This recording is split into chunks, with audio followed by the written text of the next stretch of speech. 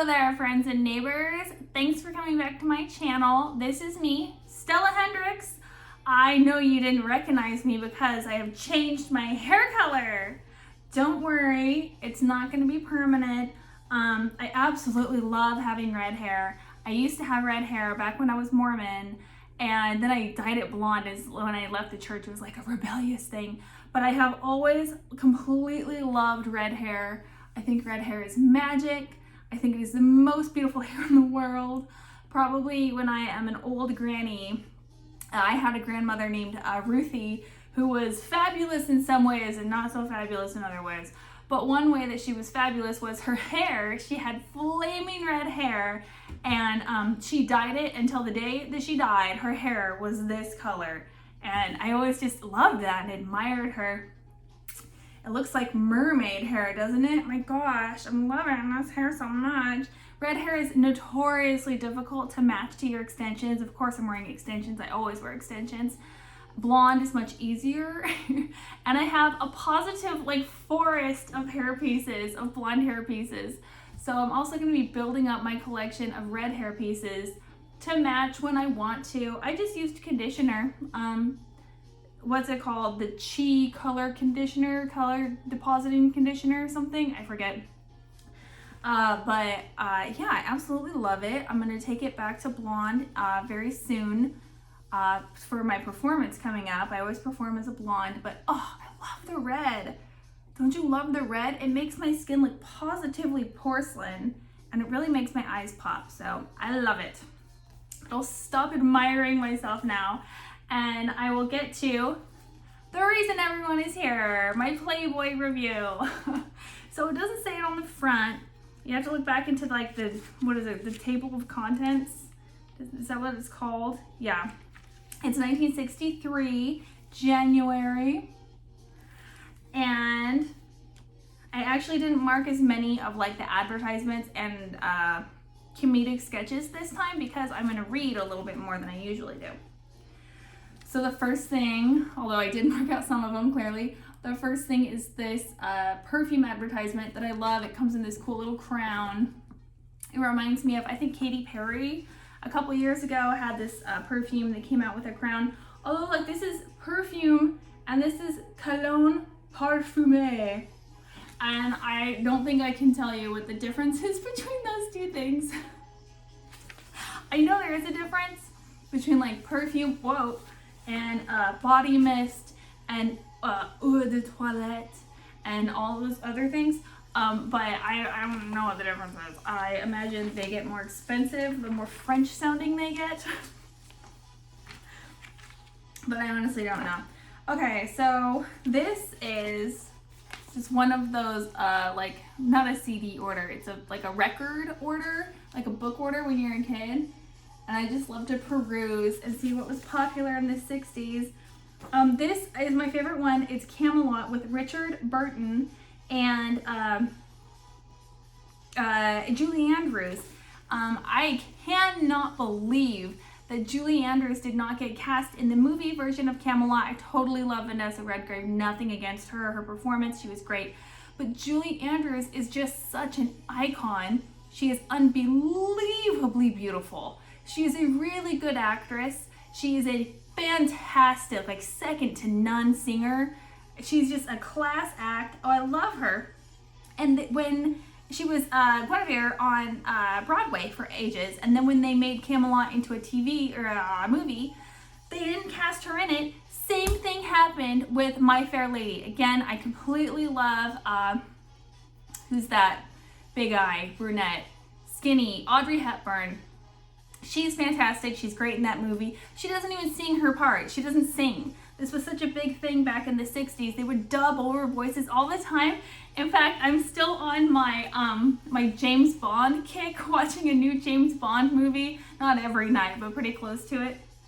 And I was looking, I always love the trivia. I was looking in the behind the scenes stuff.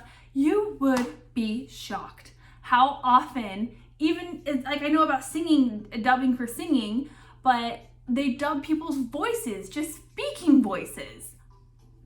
What? That seems very, very strange to me, but it was super common back in the day. Isn't that what like the plot of Singing in the Rain is? About that lady who's a terrible singer? Lana Lamont or something? What is, I forget.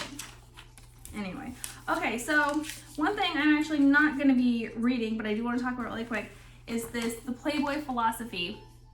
This is one reason that I started collecting these really old, like 1960s vintage magazines, is because I really wanted to read all of the Playboy philosophy and see, you know, we all look at the magazine and we all have our opinions on nudity and on sexuality and on, you know, all of these things. And we formulate our own opinions based off of what we see, but also like him really setting it out here, what his purpose was, whether or not he eventually actually achieved that, what he wanted to do with the magazine, I think is very important. But it was not a super interesting idea for me to sit and just read these on camera, I thought, and they're so long. This is clearly during the time when Hugh Hefner was taking those speedballs or whatever. They were prescription pills, but they were like, essentially they were pep pills, you know, like all the Hollywood people had. And you can tell because it's like a page after a page after a page after, like, no pictures, just lots and lots and lots of talking. So I do want to read that, and I'll kind of take out the most important parts, at least as they stand out to me. But I think I'm gonna do a whole Playboy philosophy review thing at a later time because it's just gonna take so long. Look at this Playboy club. Look at the bunnies. I love them. Their ears are still kind of doing the sticking straight up thing. Look at these girls in the back. A little comedic looking to me, but they figure out they just fold them forward a little bit later and it looks way cuter. It totally fixes their head of fright problem. Okay, here we are, friends.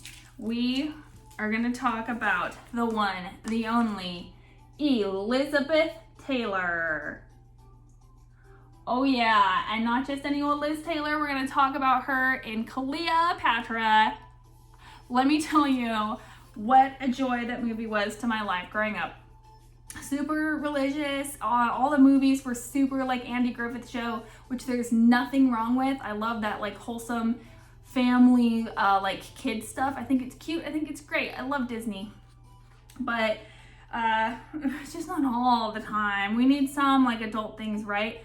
And when I watched this movie, my nanny, my grandma, she had this over at her house. And I remember my mom was like kind of a little bit anti, but I would just watch it when she wasn't around, when I was over being babysat by my grandma. And it's not super sexy, but you can see like, oh, there's some sexy ladies entertaining. I thought the 10 Commandments was sexy. That's how repressed I was. I'll sort of give you a preview here and then I'm gonna read it. But you can see how to a little girl who thought that the 10 Commandments was the sexiest movie ever, this really took it up a notch.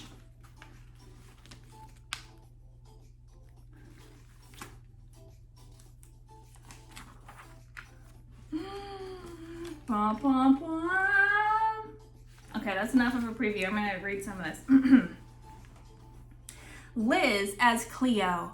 I hate it when they call her Cleo. It's Cleopatra. Just say Cleopatra. Although that's probably irritating to type over and over and over again. An exclusive unveiling of a queen in a tailor-made role. Oh, the 60s had the best puns. When Elizabeth Taylor applied a 6-inch Egyptian asp to her snowy bosom in Rome last summer, and thereby brought to a close the celluloid life of Cleopatra, the gesture was fraught with symbolic irony. While she dispatched the Nile Queen, Liz was also writing finis to the costliest movie opus in history, 20th Century Fox's nearly calamitous Cleopatra. Bedeviled by Elizabeth's illnesses, hamstrung by pyramiding production costs, and plagued by the off-screen antics of its principals, the epic will start its run this spring, a hefty $37 million in the red, with the future of Fox's fortunes riding squarely on its box office take. When the first flack-happy press releases appeared announcing that Queen Liz had been signed up to play Queen Cleo, the roll call struck most observers as an auspicious, even inevitable choice. So let me enjoy the pictures up close before I go to the next one. Look at those costumes. Gorgeous.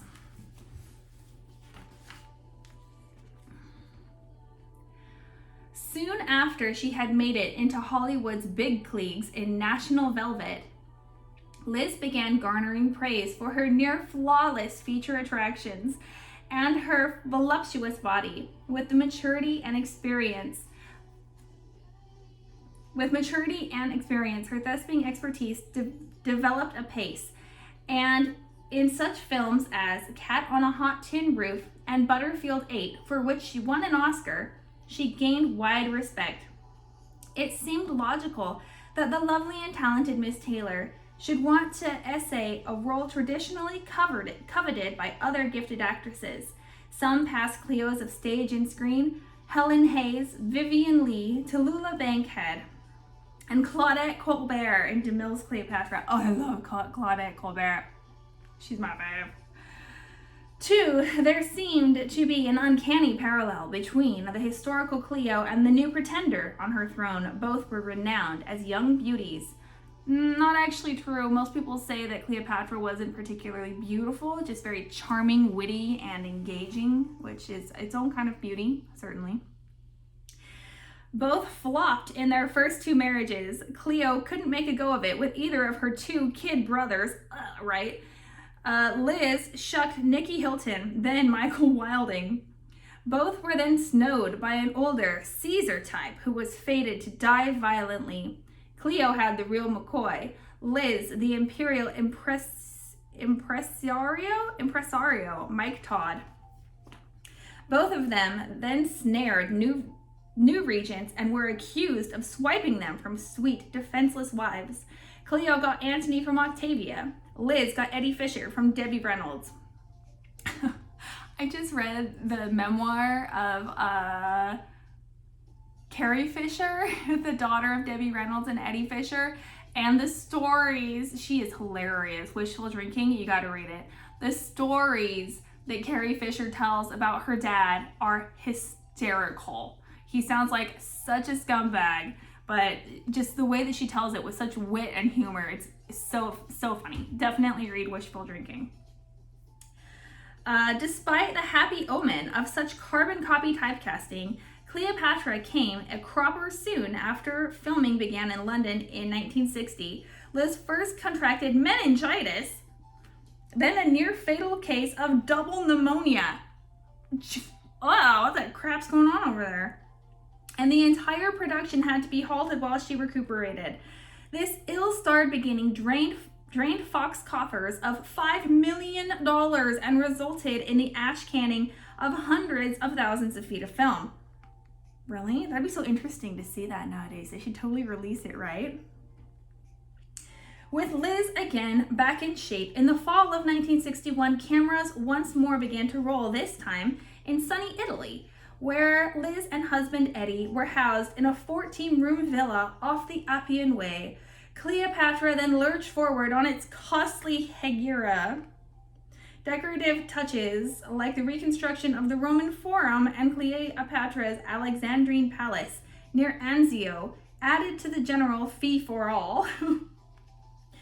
Only to run into a new kind of trouble when Welsh actor Richard Burton was welcomed to the Pyramid Club we'll keep reading in a minute. We got to look at the pictures.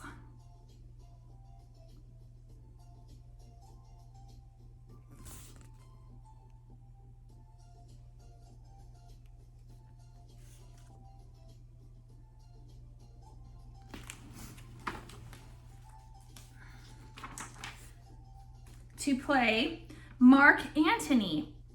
Eddie, Liz, and Richard started their triangle. in friendly enough fashion, even making the nightclub scene in Rome on New Year's Eve as a threesome. Soon, however, it was rumored that Richard and Liz were pursuing their two on the Nile duet off camera, a suspicion strikingly confirmed by Liz and Richard during late hour dancing and nuzzling in the Eternal City's publican pools. Pestered by the flash cameras of the predatory paparazzi, the two turned elsewhere for privacy, found that where there's a villa, there's a way. This revelation set off a Roman scandal whose repercussions were gleefully reported by the world's press. The comedy of Eros, that's hilarious, unfolded with memorable confusion. Eddie flew to Manhattan for a checkup in a private psychiatric hospital where he called the reports of a marital crack-up ridiculous and absolutely false. Fake news, right? Liz returned from a 2-day expedition with Richard at Turin, someplace fishing village, sporting an unexplained black eye. Oh my gosh. Blonde Mrs. Sybil Burton swept into Rome with her 4-year-old daughter to squelch rumors of a civil war. Who wrote this? This is a riot. Oh my gosh. Adding to the brouhaha of mixed up was the arresting humor that the Tiber Tigress was burning bright for yet a third party, Cleopatra's writer-director Joseph Mankiewicz. While all of this made entertaining reading, it certainly does, it also aroused and outraged a chorus of protest from the affronted moralists, the church ladies. Here they are. Rome's il tempo intemperately branded Liz a destroyer of families and suggested that she be evicted from Italy as an undesirable, an appellation clearly open to debate. Oh my gosh. Liz was not given the boot from the boot, however, and eventually the most expensive flick of the ages became histrionic history. Who wrote this? This is the best article of my life.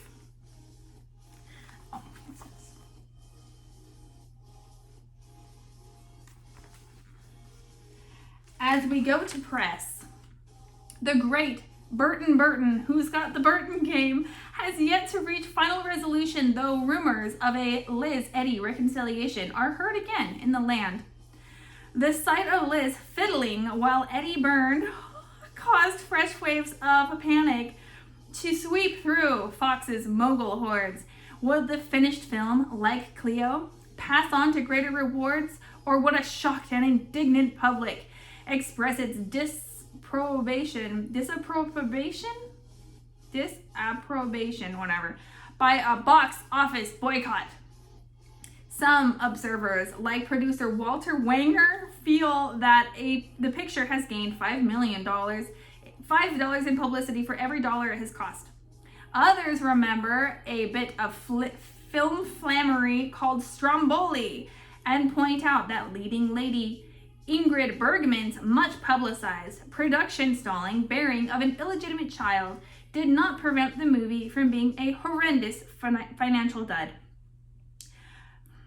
No children are illegitimate, but a child born out of wedlock, I guess. I just don't like that term. It is the 60s. All right. Whatever the outcome, one sure financial winner is richly rewarded Liz. Her original salary of a cool $1 million was augmented by a hefty spell of overtime at $50,000 a week, and further nest feathering in the offing when she starts collecting her 10% of the gross. As Fox president Daryl F. Zanuck and company creditors nervously await the public's COD verdict, Playboy herewith pauses to contemplate the beautiful focus of the global Führer, Queen Elizabeth, filmdom's unrivaled goddess of love. I don't know, wasn't Marilyn Monroe pretty hot right now too? They're like perfect examples of their archetypes, aren't they? Of the blonde and the brunette. Fantastic ladies, fantastically gorgeous ladies. Oh, that's the end.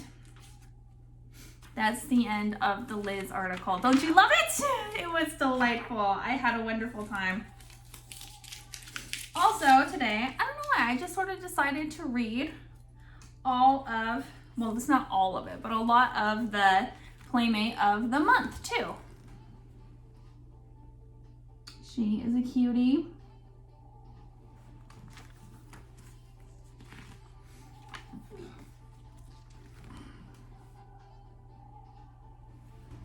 A little preview for you.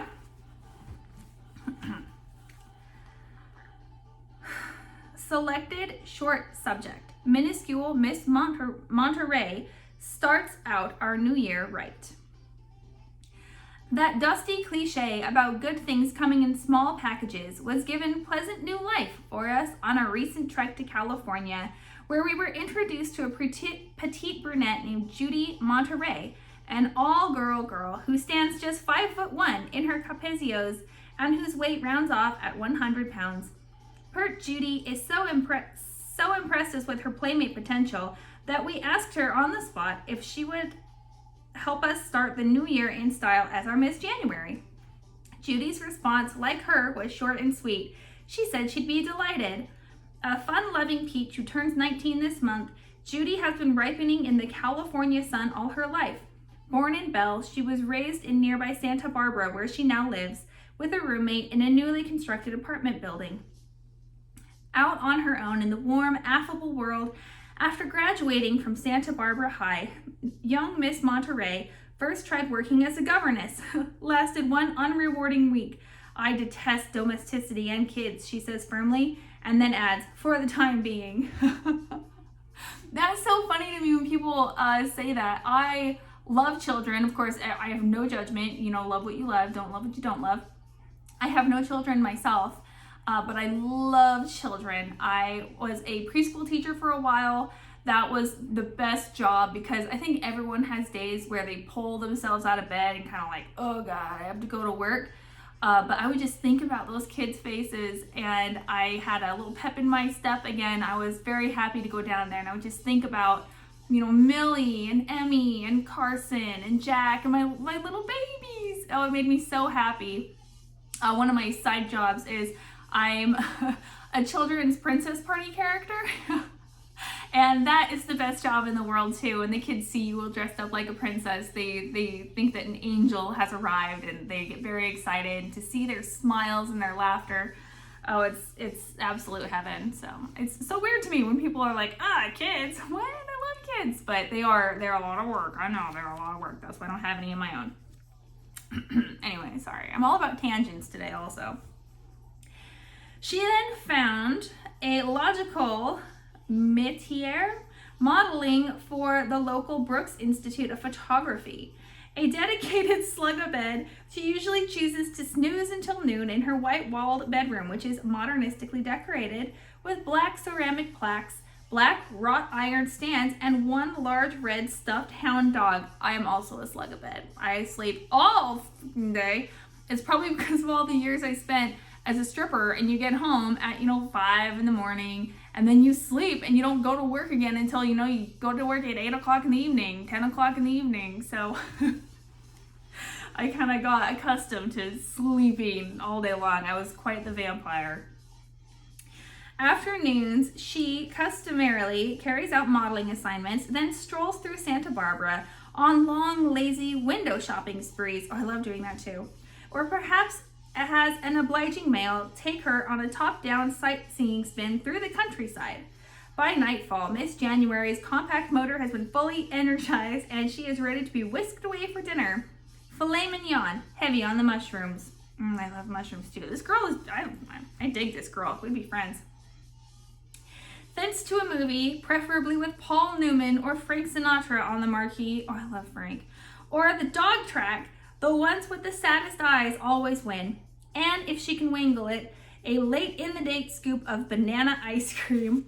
On dateless nights, she scrunches up in a big leather chair to watch Casey or Dylan on TV and catches up on her reading. She's currently perusing two popular tomes, The Carpetbaggers and The Fountainhead. Oh, yeah, Fountainhead. Go girl. Good girl.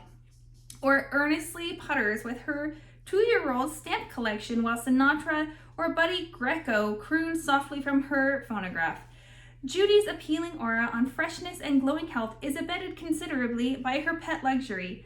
Every day she indulges herself with long and fragrant bubble baths. Another thing I love. This girl is the shit. Though her suitable for framing frame is admirably mature, Judy's youthful visage causes many to underestimate her age, a tendency she claims does not bother her a whit. Her chief gripe with mankind at the moment is those conceited members of the vigorous sex who assume they are irresistible. For real, girl. Judi is sold on the Golden State, proves her stay-put devotion by pointing out that she has never traveled anywhere by plane, train, or boat. Really? Why travel, she asks, when everything is right here? Oh, now Hugh Hefner would. He'd second that one, yeah? A rhetorical query of unassailable logic. Yeah, you'd say so. She admits to a warm regard for the big band sound of Count Basie, likes old James Dean flicks, dancing, lobster, ooh, I don't like lobster, skating, the kind of man who reads Playboy. We are confident the attraction is mutual. Oh, she is cute AF. Cute! Look, she's in one of her fave bubble baths. Oh, I love that. Oh, and that's the end of her little article. Did you know that Hugh Hefner has had girlfriends and main girlfriends who are brunette and blonde, mostly blonde, but not redheads? There are not very many redheads in Playboy, and Hugh Hefner was missing out because I just love the look of redheads. Of course, we all have our personal taste, but there is something really unique about the fairness of the skin and the freckles, and especially I like the bright red hair, but there's a whole, like there's the dark auburn all the way up to like the strawberry blonde. There's this whole range. I feel like it's such an untapped well of beauty that poor Hugh Hefner, he just never figured out. I've also heard that we're fiery though. You think I'm fiery, you guys? I think I'm a little bit fiery. I think when I was younger, I was a bit more fiery, but I had more cause to be, so. I've just decided to disinherit everyone for Christmas. This reminds me of a movie you guys need to go and watch. It's called Knives Out. It has that really handsome James Bond, Daniel Craig. And he plays a southern detective who talks like this the entire time, and I love an accent. Even if it's a fake southern accent, it is my favorite thing. And there's this whole family of rich people, and they're all trying to like brown nose to the grandpa dude because he's gonna die soon and he's rich. And then like someone ends up like murdering him, but then they find out that he had disinherited everyone right before he was murdered. It's a whole thing. So you have to watch it. It's kind of like Clue, if you like the movie Clue with Tim Curry. It kind of gives me those vibes. Or maybe like an Agatha Christie type vibe. It's really, if you like that kind of stuff, you would love it. So this just totally reminded me of that movie. Okay. Let's see. Oh, that is Hugh Hefner's current main girlfriend, Cynthia Maddox? Cynthia Maddox, I think her name is. And she is a delightful creature. She is hilarious though. She's one of my favorite of Hugh Hefner's girlfriends because her hair looks pretty normal here, but you'll see her in some videos and stuff. Look her up, like on the Playboy's Penthouse, I think was the show that was on at the time. Her hair is like welcome to the 60s, like hairspray level hair. Like humongous, like Marie Antoinette style levels of fabulosity in that hair. Yeah, you gotta look her up. It's hilarious. Hilarious. I think it was like an early 60s thing. Here's another good one. No, she was supposed to get in after you baked the cake. Okay, does that remind you of Bridget Marquardt when she did the the jumping out of the birthday cake for Hugh Hefner's, was it his 80th birthday? I can't remember. It was like one of the first birthdays he had on Girls Next Door, and she did the burlesque out of the cake. Oh my gosh. Oh, I'm gonna die. I'm 100% gonna jump out of the cake at some point in my stripping career. It's going to be amazing. Okay, so the last one for today, fittingly, is a Cleopatra.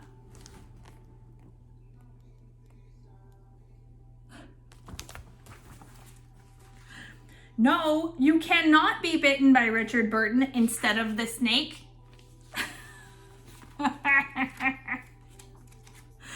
That is amazing and hilarious.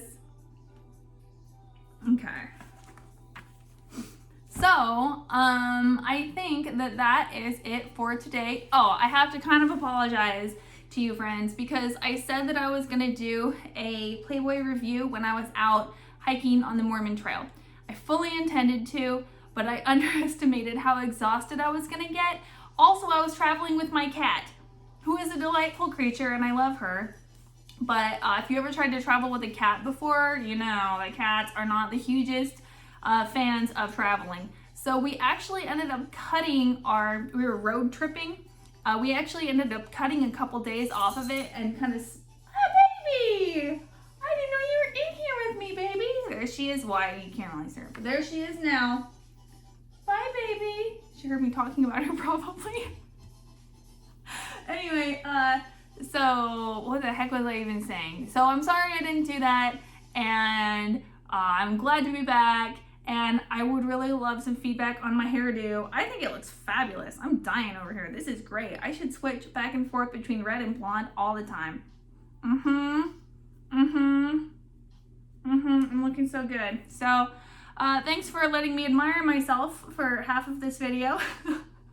You guys are the total best, and next time I think I am about ready to record the special Star Stow episode. I hope you will like it. I've been working super hard on it. And I'm also going to do a couple magazines that aren't Playboy but are related to Playboy. Or like I got this book that was written by Surrey Marsh called The Girl in the Centerfold, talking about her experiences back in the 60s of being in the magazine. And I think delving into some of that will keep it interesting and keep the content watchable and all that stuff. Also, I'm back in the bedroom, but I'm intending to take these videos kind of other locations, and that should make it interesting too.